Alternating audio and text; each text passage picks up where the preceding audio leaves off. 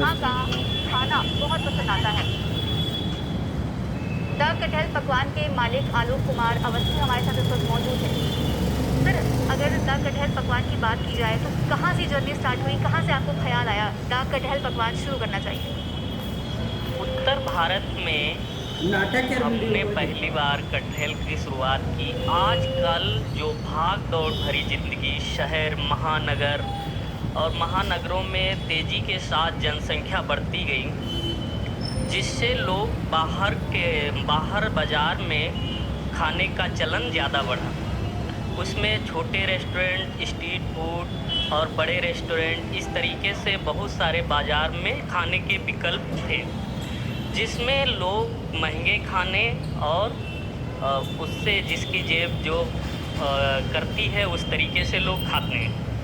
ये धीरे धीरे ये हुआ कि जब भारत में यूथ बाहर शहरों की तरफ जाने लगा तो उनके पास सस्ते में किफ़ायती और प्राकृतिक भोजन उपलब्ध नहीं है।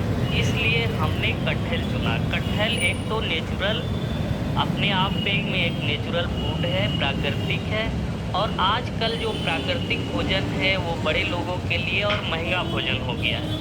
तो हमने कटहल इसलिए चुना कि जो नॉर्मल लोग हैं, जो गरीब लोग हैं, जो रोज़मर्रा की ज़िंदगी में अपने आमदनी को कमाते हैं, उनको भी कैसे प्राकृतिक और शुद्ध खाना प्राप्त हो, इसलिए हमने कटहल चुना। जो वर्तमान समय की बात की जाए तो कितनी वैरायटीज़ द कटहल पकवान में आपके पास बनती हैं और क्या मतलब स्पेशलिटी होती है जो लोगों को ज़्यादा डिमांड में रहती है, ज़्यादा पसंद आती है?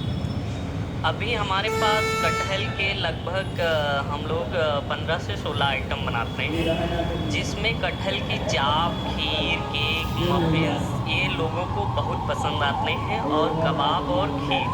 कबाब की बात की जाए तो लखनऊ खाने के उसमें अपना एक प्रसिद्ध शहर रहा, तो इसलिए हम लोगों ने कटहल के कबाब भी बनाए उसमें।